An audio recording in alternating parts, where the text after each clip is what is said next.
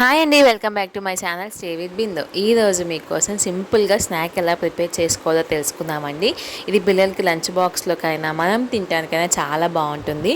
Egg bonda అండి. ఇది ఎలా ప్రిపేర్ చేసుకోవాలో సింపుల్గా నేను మీకు చెప్పేస్తాను. దానికన్నా ముందు నా ఛానల్ లైక్ చేయండి, షేర్ చేయండి, సబ్స్క్రైబ్ చేసుకోండి.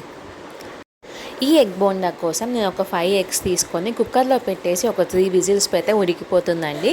దీనికి హై ఫ్లేమ్లో పెట్టేసి ఒక 3 విజిల్స్ పెట్టేస్తే సరిపోతుంది. అవన్నీ మనం పీల్ చేసుకొని పక్కన పెట్టేసుకుందాం.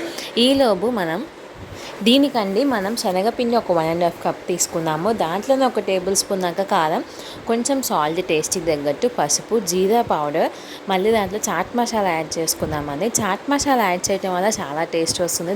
దాన్ని మాత్రం మనం మిస్ చేసుకోకుండా యాడ్ చేసుకుంటే చాలా టేస్టీగా ఉంటుందండి.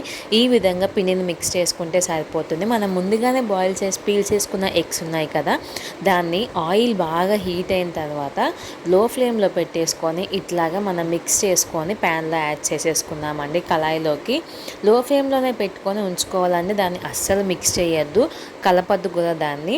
అది బాగా ఫ్రై అయ్యి రెడ్ కలర్లో వచ్చేంత దాకా అంతే ఉంచుకోవాలండి.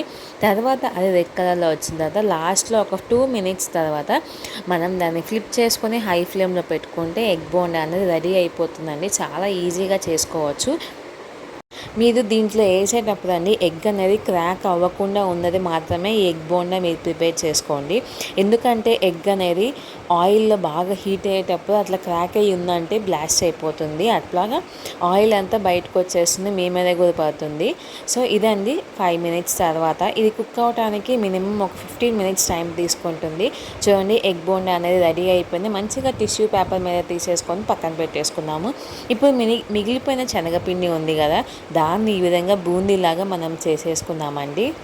మిగిలిపోయిన శనగపిండి వేస్ట్ అవుతుంది అనుకోకుండా ఈ విధంగా మనం బూందీ చేసి సపరేట్గా మనం తినడానికైనా ఏమైనా మిక్సర్లో మిక్స్ చేసుకోవడానికైనా చాలా పనికొస్తుందండి.